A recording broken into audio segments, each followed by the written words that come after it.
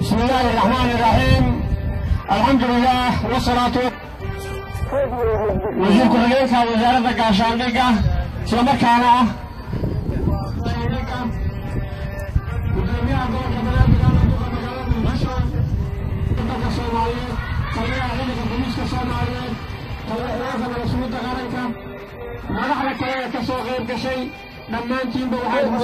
السلام عليكم ورحمة الله وبركاته. معاه رابط الدعاية وقتنا الآن عينه وعي ورجلين تلون الواقع ورسول بندقه دولية قبل كبلادي سيئة وقود لك النبية واليريد أما عمك الدولية سيئة يجي لفو عن أومد صومالية مليين يسا أي كبوغة وعامنا برنامج كاس أعطايا الإنسان ورسول بنا بحليل علينا أي قرانا وعامنا هنا مع العبدية فليتفضل.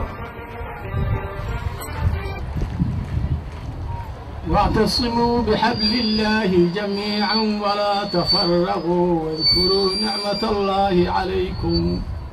إذ كنتم أعداء فألف بين قلوبكم فأصبحتم بنعمته إخوانا وكنتم على شفا حفرة من النار فأنقذكم منها كذلك يبين الله لكم آياته لعلكم تهتدون. صدق الله العظيم. يا دقمة عبد العزيز أمرت له ياي كلها الله يعطيك قدوم يا شريف تبقى دقمه إنه كلمة تيجي على فليتفضل شعب الله. ليس يصوب حد بلدقن لما أنت الواحد يقول سلام يا سلام الإسلام السلام عليكم ورحمة الله وبركاته. سلام كذب مدن وزير مدن القدومية وحال كان ديار كوه لحية طبعا كدقمة قبل كبنادر تدوينه دقناي حريريسا أيقو أنت بلدقة كان جوابيا باقي يشيسكي مدحوينها ومدة الصومالية وكان دعاية مقالة دبي يوم مدحوينها يعني هجاميها وقوي قبائل الصومالية هشيسكي يكون قارين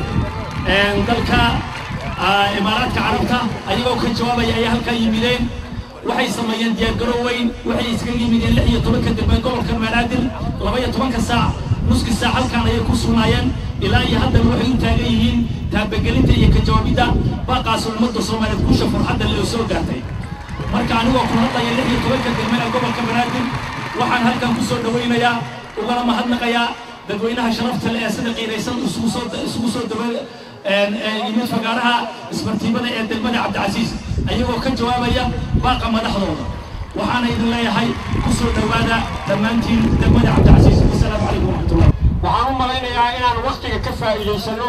waxaan jeclaan lahaa inaan ku soo dhaweeyo gudoomiyaha gobolka Banaadir ahna duqa magaalada Muqdisho mudane Maxamuud Axmed Nuur Tarsan falyatafadal si uu barnaamijka loogu soo maqlo.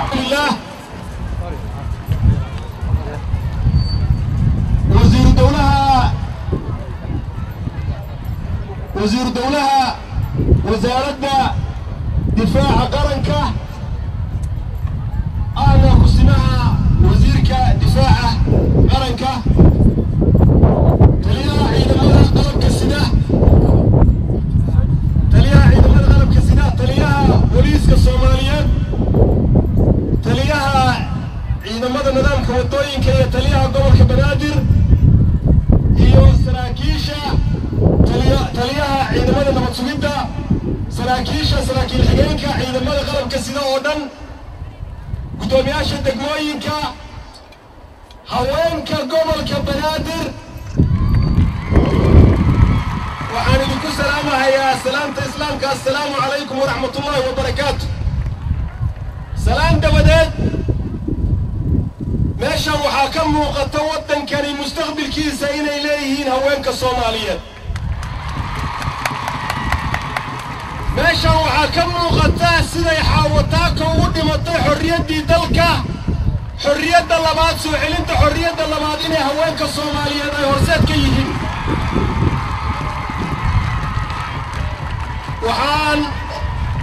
waxaan ammaan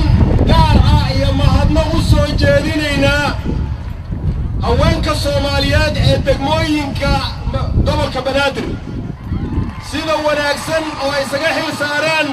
dareenka ummadan ee wanaagsan in ay matalaan maanta waa maalin weyn waa maalin dadkani ay isugu soo balaan baxeen in ay taageeraan wadahadalladii ka furmay London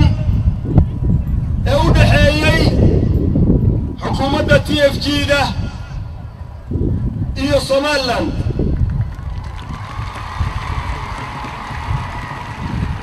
waxay la tahay midnimada qaranka Soomaaliyeed in uusan gorgortan galaynin compromise-na galaynin laakiin ummad kasta oo khilaaf u dhaxeeya waxaa wadahadal ayaa lagu xalliyaa wadahadal hadduu furmay 21 sano dabadeed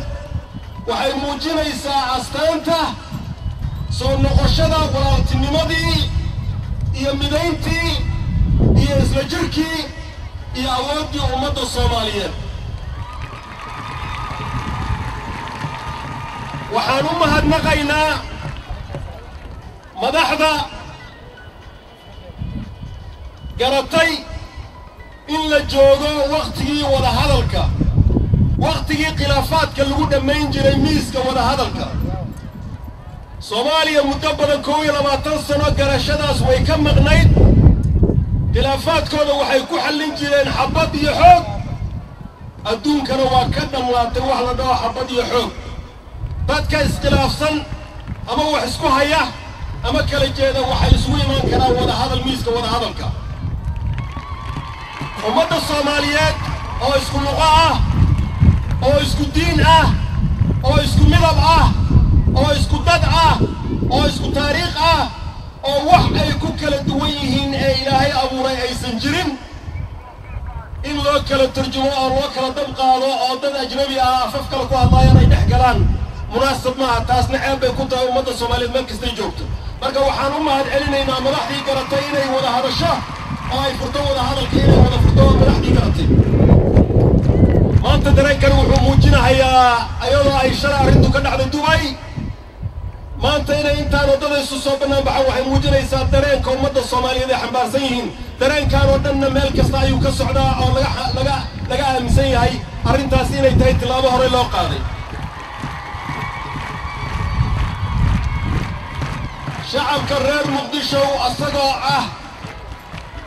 shacabka reer Muqdisho asagoo ah ama gogashii ummadan Soomaaliyeed asagoo ah caasimadii ummadan Soomaaliyeed qalbigii ummadan Soomaaliyeed maskaxdii ummadan Soomaaliyeed balse magaca cusub ee Ban Ki-moon uu bixiyay ee magaalada Muqdisho in ayna ahayn caasimadii oo kaliya laakiin inay tahay astaantii midnimada ummadda Soomaaliyeed inay tahay ayaa halka ka muuqata maanta colaaday bax nacaab aw bax xiqdi aw bax barakac aw bax dhiigdaadi aw bax nacaab aw bax midnimoy imow wadajirow imow isla noolaasha imow nabad ku noolaashay horumar imow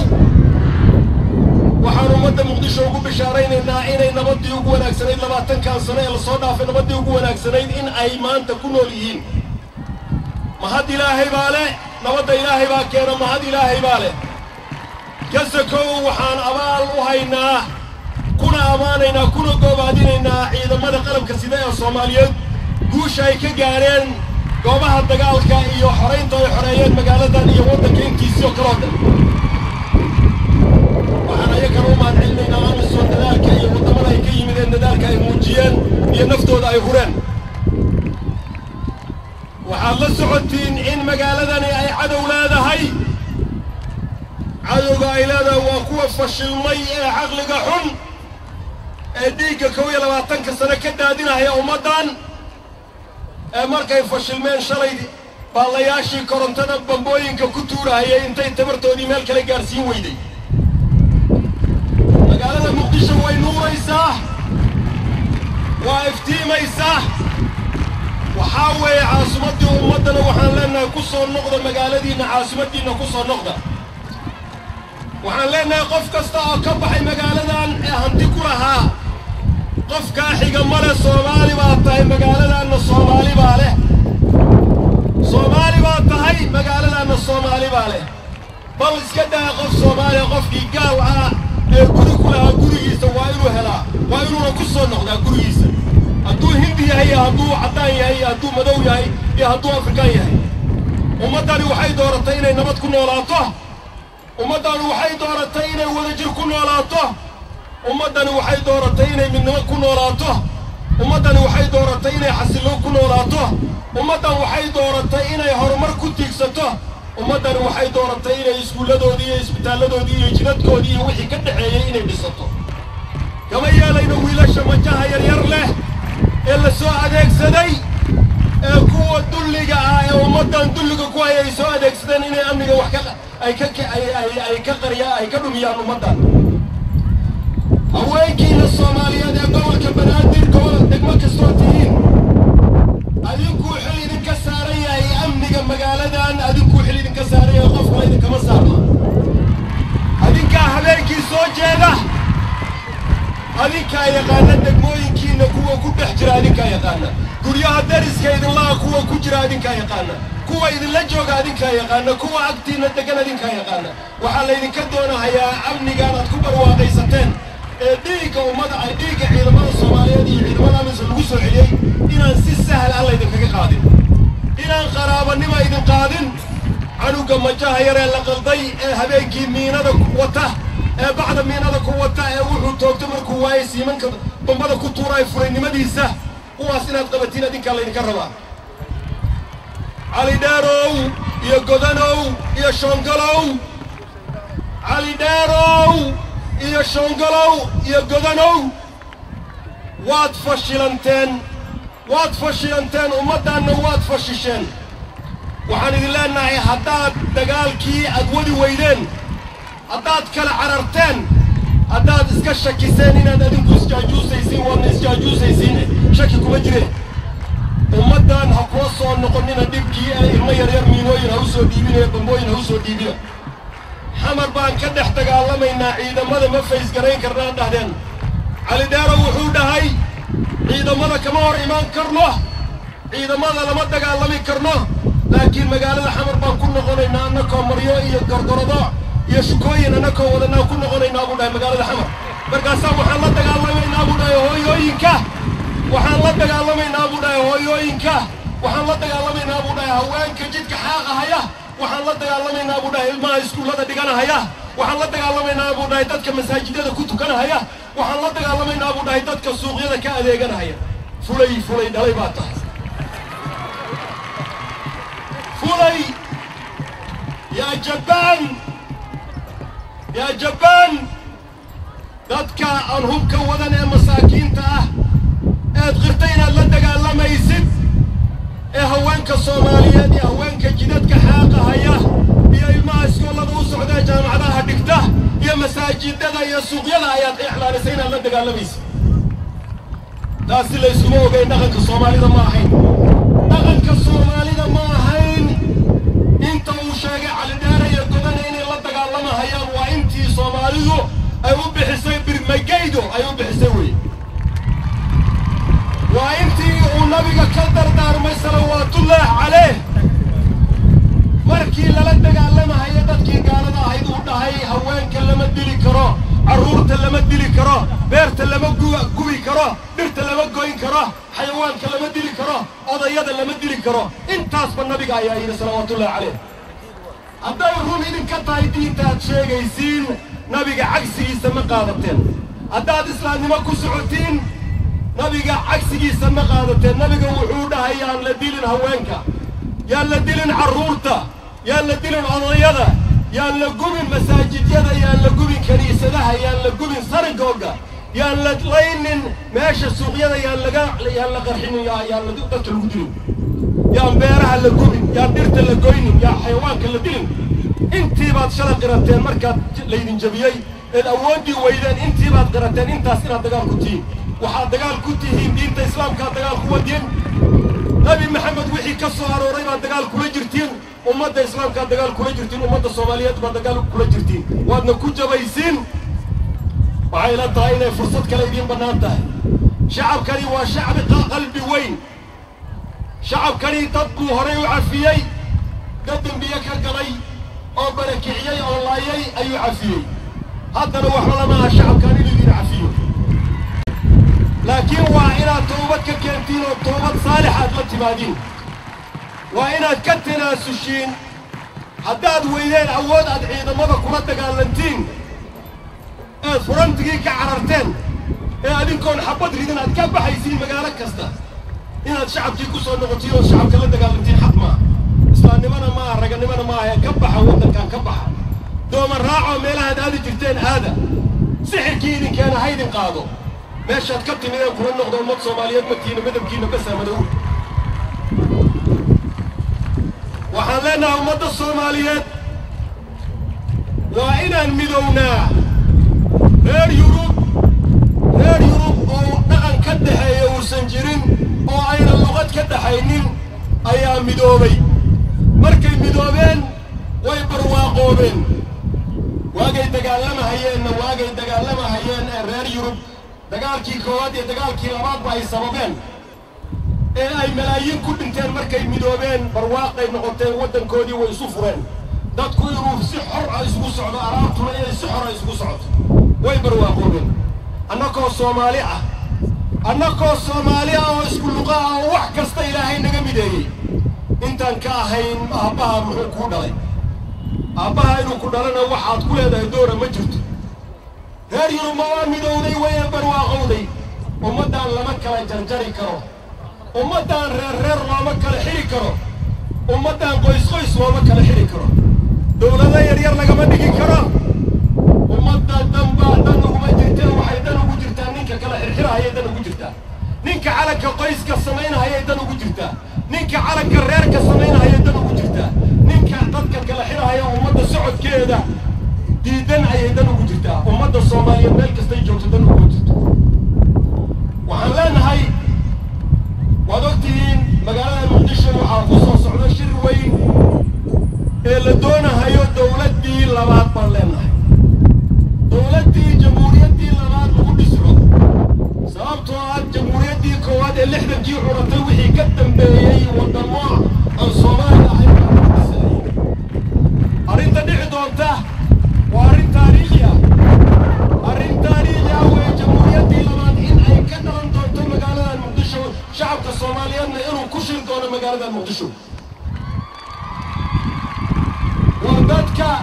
wardadka imaanahaya sooma martigeli kartiin haddaad tihiin banaadir degmadii doonaysa inay dadka martigelisa ha istaagto degmadaan doonayna ha fadhido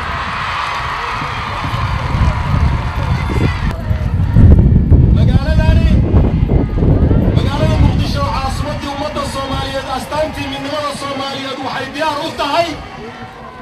in ay martigeliso 825 ergo iyo 153 oday dhaqameed iyo ugaasyada iyo boqorrada iyo manaaqyada inay martigelisay diyaar u tahay shirka lagu dhisaayo qaranka Soomaaliyeed shirka si fiican ii dhagaysta shirka lagu dhisaayo qaranka Soomaaliyeed uma xayirmi karahayo lacag laga sugo international community lacag laga sugo uma xayirmi karo hal maalin dib uguma dhici karo dadka gobolka Banaadir iyo reer Muqdisho waa diyaar u ah inay martigeliyaan ayagoo shilin weydiisan international community shirku waa inuu dhacaa qaranka Soomaaliyeed meel lagu dhisahayo shardi uma noqon karto ama condition uma noqon karto in dad ajnabi ay lacag bixiyaan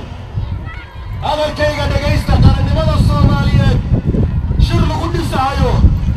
shardi loogama dhigi karo ama condition loogama dhigi karo lacag laga sugo dad ajnabi ah lacag laga sugo annagaa bixinayna warta nabadaa bixinaysa hodan baa bixinaysa xabaqooynaa bixinahaya wadhiile waa beri baa bixinahaya xamar jajab baa bixinaysa cabdicasiis baa bixinaysa وانتظرنا دلك وانبسينا دفعينا دلك وانبسينا دفعينا بطينا بطلنا بنينا وميسي جدا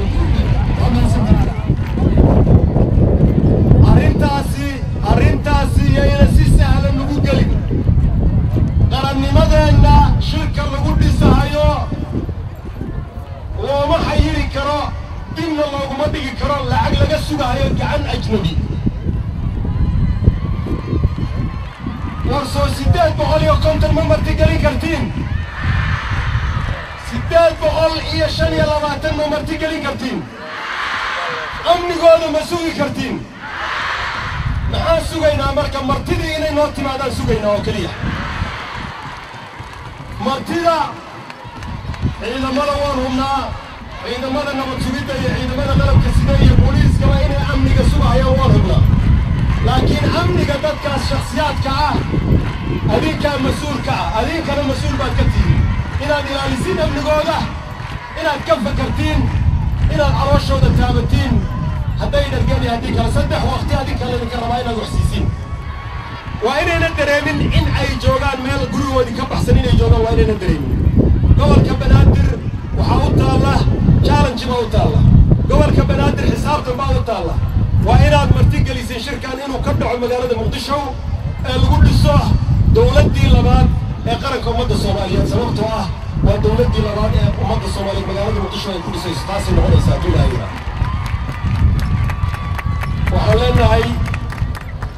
waxaan leenahay degmooyin gobollada iyo dowlad goboleedyada degmooyinka iyo gobollada iyo dowlad goboleedyada shaki gelinahaya caasimadnimada magaalada muqdisho waxaan leenahay adeer noo yeer annaka kugu imaanayna meeshaad ku dhalatay annaka noogu yeer ee nagu martigeli annaka kugu imaanayna annakoo joogayaasheenna iyo barkimaheenna wadannaac ayaan ku imaanaynaa adeer shaki ha gelinin midnimada ummadda soomaaliyeed walaaltinimada ummadda soomaaliyeed isjeceelka ummadda soomaaliyeed iyo wadajirka ummadda soomaaliyeed ee horumarka ummadda soomaaliyeed shaki ha gelinin hadafka siyaasiga wax kale lagu gaaraha laguma gaaro ummadda in la qaybiyo ummaddani waa mid ummaddana lama qaybin karo ummaddani waa mid lamana qaybin karo ma qaybsamayso qofka jirkiisu ma qaybsamo ama way isla dhimani ama way isla noolaani ummadda soomaaliyeed lama qaybin karo markaa ku fikirna ummadda soomaaliyeed qabyaaladu wayna qaybisay qabyaaladda kuma qaybina waan fahmay qabyaaladdu waxay tahay war qabyaaladdu nabiga muxuu yidhi salawaatullahi caleyh qabyaaladda nabiga muxuu ku tilmaamay war wadaadda hadii sheego war qabyaaladda nabi maxamed ee diintaad haysatiin aad ka soo gaarteen aad uga dayanaysiin salaada 5 waqti aad tukanaysiin nabi maxamed wuxuu yidhi qabyaaladdu waa qurun buu dhahay ka fogaada waxaad ku mahadsantihiin maanta shucuurtaad muujiseen ee lagu taageerahayo wada hadalkii ka furmay london ee haddana lagu soo gebagabeeyey magaalada dubay ee liidarrada soomaaliyeed ay ku gebagabeeyeen magaalada dubay ay ku kala saxiixeen waan soo dhowaynaynaa waa astaan wanaagsan waa astaantii nabadda waa astaantii midnimada waa astaantii wada noolaashada waa astaantii horumarka arrintaasaan taageersannaha haddaan nahay shacabka reer muqdisho annakoo masalayna qalbigii ummadda soomaaliyeed iyo maskaxdii ummadda soomaaliyeed muqdisho hadday nabad u jeesato waddanka nabad buu u jeestay waa mahadsantihin waxaan jecelahay inaan ku soo dhoweeyo wasiirka difaaca أنا وزير دولها دفاع. رب العالمين والصلاة والسلام على أشرف المرسلين سيدنا محمد وعلى آله وصحبه وسلم أجمعين. قدومية gobolka Banaadir taliyaha ciidanka xoogga dalka Soomaaliyeed taliyaha ciidanka booliiska Soomaaliyeed musbaha taliyaha nabad sugidda Soomaaliyeed sareeyaasha saraakiisha gudoomiyaasha degmooyinka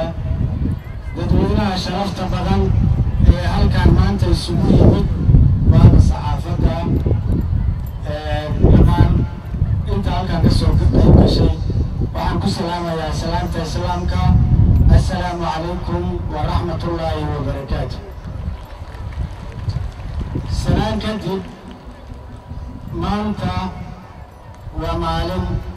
آدي آد كوين مدى الصوماليات معلم تاريخ دوية أو تاريخ دبشيوية وحا مانتا هلكا السبيمي قولك بنادر oo aanu kala harin inkastoo ay u badan yihiin haweenka Soomaaliyeed ugu badan yihiin haddana waxaad moodaa in si aad iyo aad u qiimo badan looga soo qayb galay maanta wadahadaladii hordhaca ahaa ee ka bilaabmay magaalada London shalana ku soo gabagaboobay magaalada Abu Dhabi waxaa lagu gaaray go'aamo hordhaca isafgarad hordhaca waxaa kuwa ka dambeeya isafgaradka insha allahu heshiis buuxa oo laga gaaro khilaafaadka iyo waxyaabaha la kala tabanayo ee u dhexeeya ummadda Soomaaliyeed waxaa halkaa ku sugan madaxweynihii federaalka مولانا شريف شيخ أحمد وحاكم سبم سومالا مدحوينيه ديسيلاي وحاكم سبم مدحوينيه بنتلان عبد الرحمن فرالة وحاكم سبم قلمدك عالم وحاكم سبم أهل السنة والجماعة وحاكم كم مغدا إففال خير إففال نبادات إففال مدينة توصو اسكتيك سنة أغيروني على يهوتي معوعدا من أفكار تنكلو حدكتين نتيري ليسا دهدك قصير تالي صوماليا مرة ولا هذا الظلامي وميس مسؤول فريستي وحن شك كجرن إلا يشينا يوم وحيابا من مذوبة كوكلا جهز جرانا ذاتك دحدي سنة ددوينين ويالك سورة معنا يان والقاريو يشيس تاما إيا مدلما ومدى الصوماليات ويصول عبانا يسو برسماتك ومدى الصوماليات ورمارك ومدى الصوماليات وركعتي أقوانتي ciidamadii wanaagsanaa ee aanu jeclayn oo maantaba guulaha lixaad kale ka gaaray xoraynta gobolladii dalka ee ay gacanta ku dhigeen nimanka nabadiidka ee naf iyo nolol ku diiday ummadda Soomaaliyeed inay ka dulqaadeen oo ay meelo yaryar oo jeebaan ahina maanta inteedii kale ay yihiin xor ay yihiin oo ay neecawxooda ku neefsanayaan waxaa isku soo aaday runtii maalmo aad iyo aad u wanaagsan oo ku weyn ummadda Soomaaliyeed markaan ka soo bilaabo 26 Juun oo ah maalintii ugu horreysay ee dhiilka loo taago calan Soomaaliyeed ee hawada ka gabanaya waxaa ku xigay 27 Juun oo ah maalintii ay xoroobeen walaalaheen Jabuuti oo ayaguna maalin farxadeed waxaa fooda lagu soo haysaa 1 Luulyo oo ah maalintii xornimada Koonfureed iyo midnimada marka heshiiskaanina haddee maalmaha wanaagsan oo barakaysan ayuu asna dhexda ka soo galay waxaan shidin ku jirin inuu barakaysan yahay waxaan ku shidin ku jirin maanta oo jimca oo maalin khayr leh oo ummadda muslimka dhammaan maalin khayr badan ku ah in maanta kulankeenaana uu ku soo aaday marka ijaabadii waa la helay waana la gaaray insha allahu wax walbana tawfiiqda ayaa ugu wanaagsan mar waxaan rajaynaynaa ilaahay ka baryaynaa inuu tawfiiqdana haleeshiiyo taladana noo toosiyo wadahadalladaas bilowgaana toobiya xalaala inuu ku aadiyo oo aan ka wada raadinahay dhammaadka ay ku dhammaanayaan oo go'aanka ugu dambeeya ee lagu gaarayo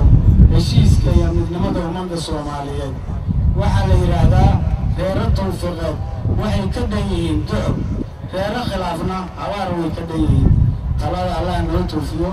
tawfiiqdana Allah naaleesiyo waxaan rajaynaynaa maanteeda annagoo isku mid ah meel ku wada ayadayna oo meel isku imaanayna inaanu ka wada qayb galo reeraynta iyo xuska loo dabaaldegayo insha Allah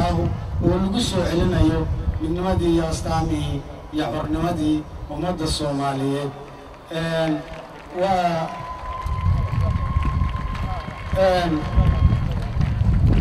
haweenka Soomaaliyeed waxay baalgaaba uga jiraan taariikhdii halgankii ummadda Soomaaliyeed waan u bogaadinaynaa sida ay ugu helan yihiin had iyo jeer horumarka iyo wadaniyadda waddanka siday ugu horseedka uga yihiin aad iyo aadaan ugu bogaadinayaa waxaana leeyahay halkan ka soo wada waa ku mahadsantihiin waddankan wuxuu u baahan yahay sidii naasoo kale dad wadaniyiina oo nafta u hura oo had iyo jeer martaqaanaa horseedka u noqda samaha iyo wanaagga iyo xorriyadda u noqda waxaan kaloo bogaadinayaa ciidamada xoogga dalka Soomaaliyeed iyo ciidamada amisom ciidamada qalabka sida dhammaantood oo iyaguna had iyo jeer u taagan dhiigooda u huraya naftooda u huraya sidii ay ummadda Soomaaliyeed kadeedka uga qaadi lahaayeen oo u gaarsiin lahaayeen xornimo ay u gaarsiin lahaayeen aad iyo aad ayaan ugu bogaadinayaa waa wax aad iyo aad loogu farxo weeye maalmahan ayaga ee wanaagsan iyo guulaha aanu gaarnay waa kuwa iskaabaya waxaanu leenahay guulaysta mar kasta iyo meel kastaba ku guulaysta gobolka Banaadir oo asaguna ballan qaaday inuu martigeliyo dhaqameedka hogaamiye dhaqameedka Soomaaliyeed ee soo socda ee ah meesha aanu ku gaari lahayn aanu ku taabi lahayn dowladnimadeena waa soo dhaweynayna ayagana waxaanu leenahay waa mahadsantihiin sida wanaagsan ay ugu dadaalaysaan waxaanu rajaynaynaa in aanu ka baxno kumeelgaarka oo aanu gaarno haddii la yiraahdo August dowlad taaba oo Soomaaliyeed oo taaba qaada oo kaalin mugla uga jirta farayaasha adduunka sidii hadda goor baan ahaan jirnay taariikhdeenii xoogaaga hadadka galay waxaan rajaynaynaa inaanu boorka ka jafno oo haddii la yiraahdo dowlad rasmi ah ee Soomaaliyeed ay noo dhalato waxaan ku soo wanaanadayaa hadalkeygii Soomaaliya ha noolaato Soomaaliya ha noolaato Soomaaliya ha noolaato Soomaaliya ha israacdo Soomaaliya ha guulaysato ciidamadu ha guulaysteen gobolka Banaadir ha guulaysto guulaysta dhammaantiin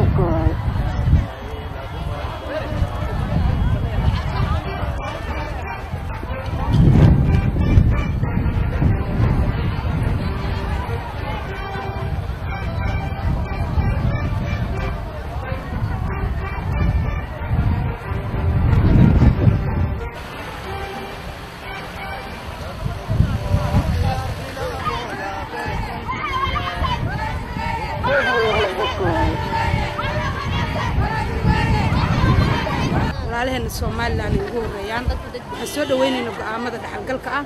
ee lagu tallaabsan doono oo inaan rajaynayno inaan helno dawlad Soomaaliyeed oo loo dhan yahay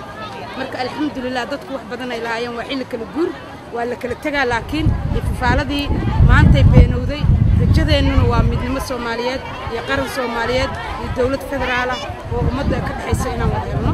gobol ahaan waxaan u diyaarsanahay anigoo ku hadlaya magaca haweenka gobolka Banaadir ومقطع مانت شعورتنا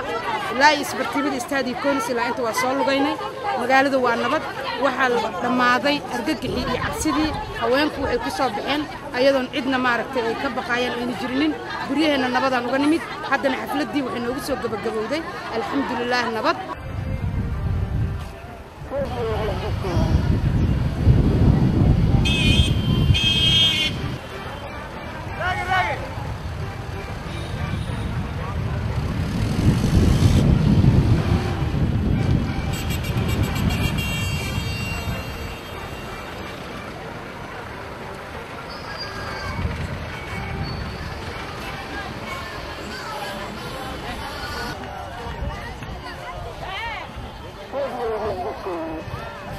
صباحنا هذيك رايقة قبلنا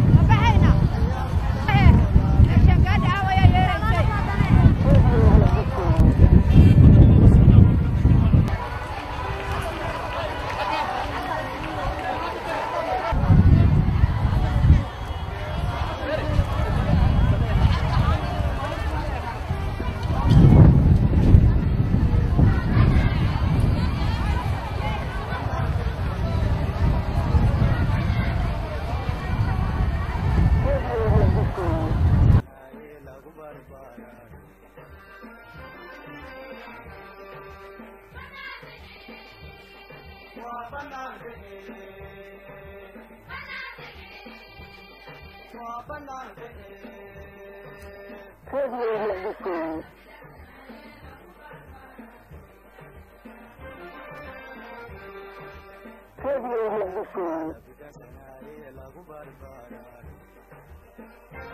you.